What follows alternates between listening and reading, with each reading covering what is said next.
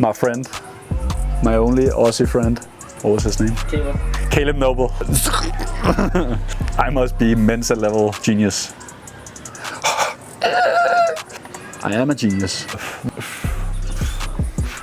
And also, I'm very hot. Obviously took the wrong line, got to braking time, ended up in the ditch. Where did I come from? Get fucked. Because obviously it cannot be my fault.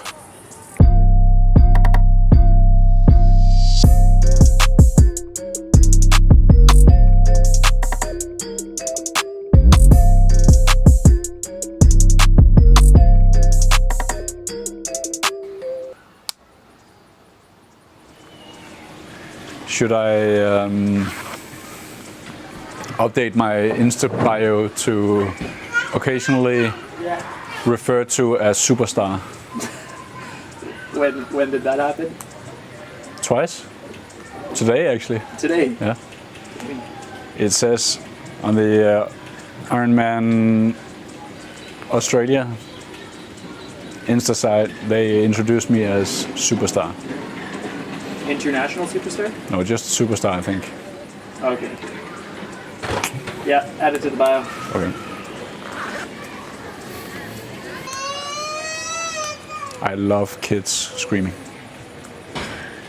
So today I'm coming to you as how do you say formal? Daniel? Okay, Is it formal? Formal. Yeah. Nice polo. All my sponsors. Almost all of my sponsors. We're missing some. AG1. Maybe I should go in and pick up my AG1 bottle as well. No, I think it's okay. Just stand here and shake it. So my work on the morning will actually start from the night before. I went to bed. I was really tired and I thought I would sleep instantly. I didn't sleep at all. So I was just laying in bed, like looking at the ceiling. Thinking a lot of thoughts.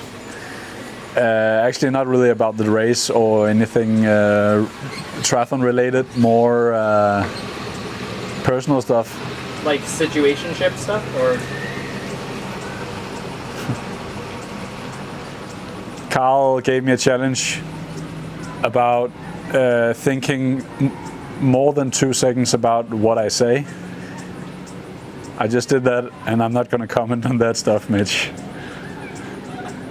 Okay, sorry. Go on. So I actually just won that challenge. That was easy. So when the alarm went off, I just instantly I was there, ready, tired, but ready. And woke up, ate a whole bunch of Nutella and white bread. Did you make a coffee? I made a coffee, spilled the coffee. You know that feeling of you being really, really tired and du magter bare ingenting, man. And then I went to the kitchen, did the AeroPress. I did Mitch's AeroPress, and then everything just exploded all over the kitchen. And I was like 2 seconds into what's it called? Warrior's death, Japanese warrior's death. Like I was about to explode. But Carl was very good, and he said, "Just sit the fuck down. I'm gonna make a coffee for you and get something to eat." So Carl, he fixed the kitchen. Obviously there was coffee everywhere, so life. Yeah, it's nice. A lot of people are walking by and looking at me like I'm some stupid asshole sitting here in my fancy sponsor polo with all my sponsors on it, almost all my sponsors on it, feeling like I'm a big deal. Nah, got ready. When I look at Mitch's footage, it's actually kind of crazy how I could get ready for a race. I find everything when the room was exploding everywhere with stuff. But there's one quote I live by, and that is only a fool cleans, a genius embraces the chaos. I must be Mensa level genius, because cut to footage. Yeah. got ready, got out of the door. Lots of good tunes, some Danish rap. Mitch is. I get the sense that Mitch does not really like the stuff we play 100%. Then again, click on the link below and you'll find the White Boy Winter playlist so you can judge yourself. Road to the transition zone. I was there 2 minutes before the transition zone opened. That's the first time ever in this history of triathlon, in the history of my life, I've been 2 minutes early to anything. So that was kind of pleasant. So I went for a warm-up jog, not a jog, it was a warm-up. So I did a couple of pretty intense efforts, as Mitch would put it, just to get heart rate up, get pumped. Yeah, just talk through how you're feeling. I feel a bit more calm than normal.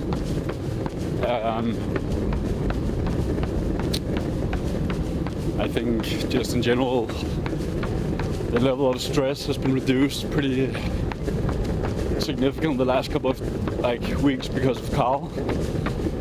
He's been helping out a lot, so that also kind of transfers into today. When I'm done answering questions, I'm gonna put on the White Boy Winter playlist and get some banger tunes to get proper warmed up. But I'm ready. After that, drank 2 or 3 cans of Red Bull to get some caffeine, and then I just got on my De Boer wetsuit. I'm a professional at just throwing in all the sponsor names here and there, so you can go buy it. I am a genius. Got ready, got introduced. Gave Corey a fist bump. Corey is the race director. Lots of love. He's a genius. We all want the PTO race to Canberra in the future. So Corey Bacon, he's the man. Started the swim. Found myself in the front pack. That was nice. Lots of guys to push the pace. Very nice. Very nice. And got out of the water pretty controlled, pleasant. Got into T1, I grabbed my helmet and I could see it was the visor was all fucked up, so I had to give it a rinse and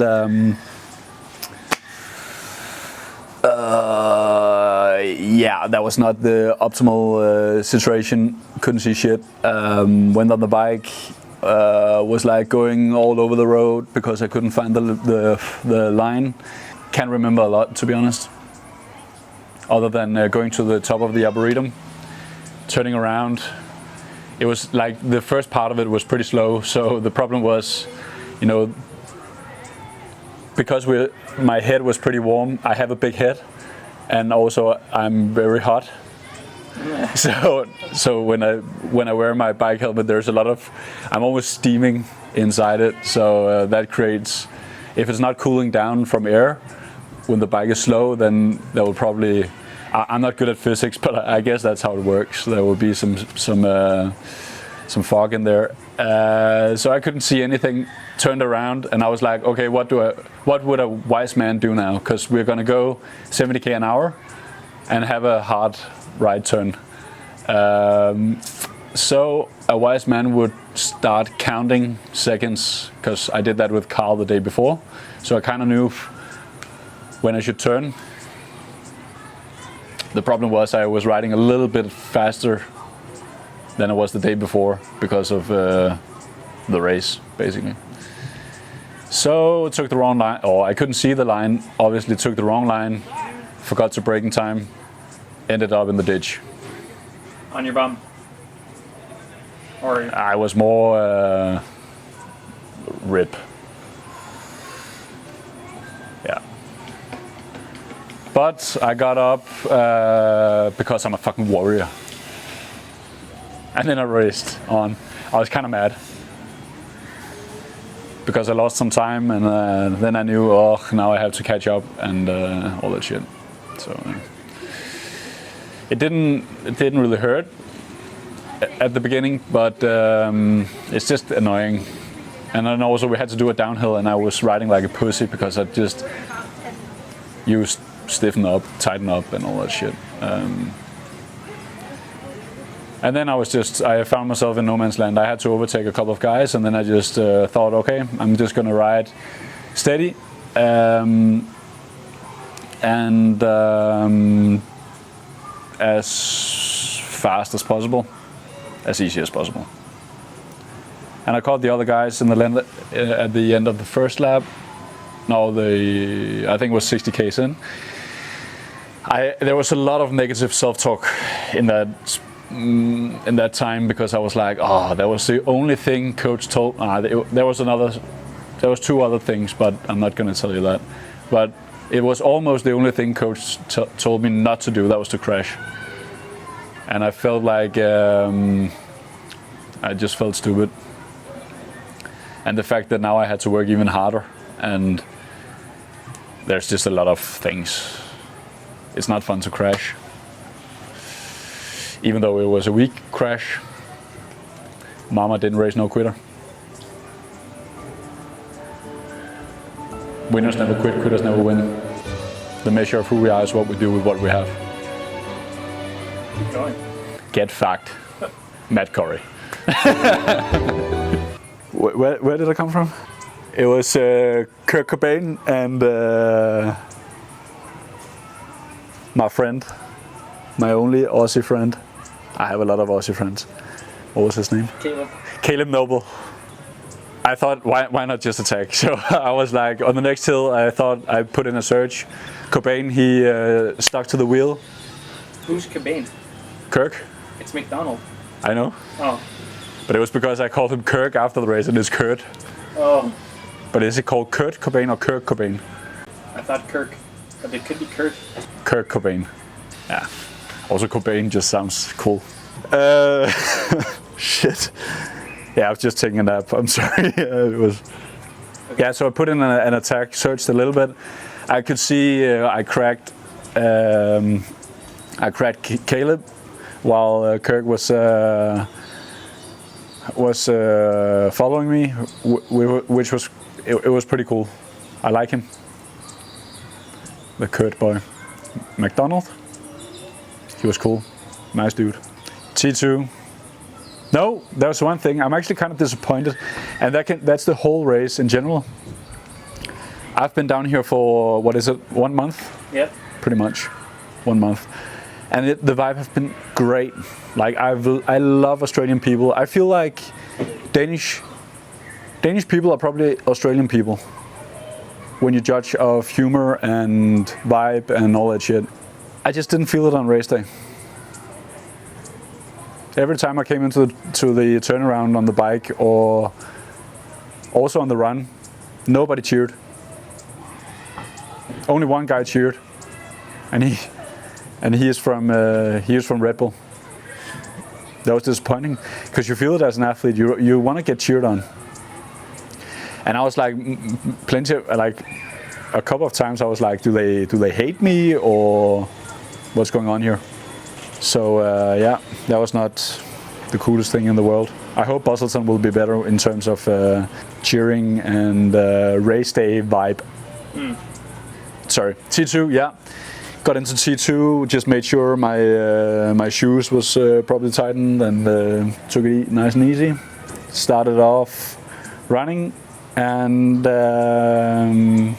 yeah, I felt pretty instantly I felt it was in the bag. It was nice. So got a little bit of practice in for. I put it in cruise control. I thought that was the kind of pace I would be able to run in Busselton. So that's also why I haven't put up the file on Strava, because I want to keep it a secret. I hope coach is not gonna watch my YouTube video, because I'm not gonna do as he tells me to do in Busselton. Coach Carl will be in charge of he's the sports director here. Wow. So here's an analogy. Here's an analogy for the cycling fans. Coach, he's Patrick Lefevre. He's the one pulling all the strings and making shit happen. I'm one of the classic riders. Mitch, he's kind of Yves Lampard.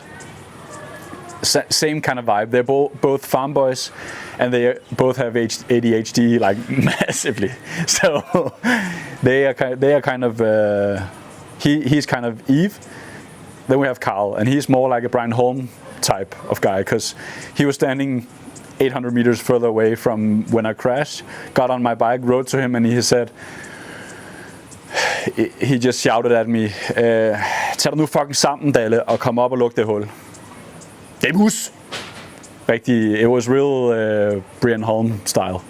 And that's why Carl is like the legs on the ground. He's gonna, the whole trip he's been more like a submarine, just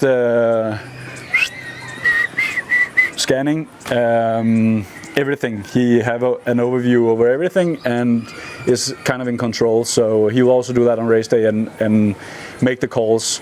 Obviously, the rider can influence that kind of those kind of decisions on the fly a little bit. But Patrick Lefevre does not have any say so, and he shouldn't care at all as long as his rider will win. Yeah, true. It was nice running through. It amazes me. It was not the biggest race in the world, but it was nice, and it's a cool course running around the lake and all that shit. But it amazes me how you can have a race going on in a city and people who are walking their dogs and out for a run, or it's amazing they're outdoors. But how they can look at people who dress weird, have a number on, and then they will still not think, I wonder if there's something going on here. Instead, they're just blocking the whole fucking road. I have no clue why that happens, but I've seen it many times. It's just weird. Yeah, but it was a nice course. Got to chat with a few of the athletes. I decided in kind of protest in Danish. I don't know what that is. But because there was nobody cheering for me, then the few people who were cheering, I really made sure to get eye contact and say thank you. Because I think that's a good vibe you should bring. Obviously, you can have times in your career where you're not winning shit, and that can be from a sports perspective. It could also be many other private factors coming in. That differs from person to person, athlete to athlete. Racing the PTO calendar, it's not the easiest to get the win when you're not at your like 100%. That's kind of a mindset you have to change a little bit. When you've been used to winning quite a lot, I wouldn't say quite a lot, but just get that winning feeling rather often. And then all of a sudden you're not getting it. That's obviously not the best thing in the world. So sometimes you also just need that kind of victory mentally, no matter if it's a Herlev Mini 3 or World Championships, doesn't really matter. So it was just nice to kind of take the tape and just get that victory in. Also because in the company we were kind of worried because I won my last race 1 month before Mitch started working with me. And since that day I haven't won. So we were kind of afraid if it was actually Mitch who were the problem child here. And I also thought when I crashed and was laying on the ground, my instant thought was first Vince, he's my mechanic from Canyon. Vince is gonna fucking murder me, and also fuck you, Mitch. Because obviously it cannot be my fault. No way. So it was good to get that feeling back, and it's a vibe we're just gonna continue bringing into the next race, Ironman Western Australia here in Busselton on Sunday. So let me know what you think of formal Daniel, where he thinks 2 seconds about things before he says them. I'm sorry I'm not howling or having a kid or whatever it takes to be in the final of the PTO content competition. But I am who I am. You can like it or love it. Please subscribe. It will make my day even better. And keep calm, strike hard.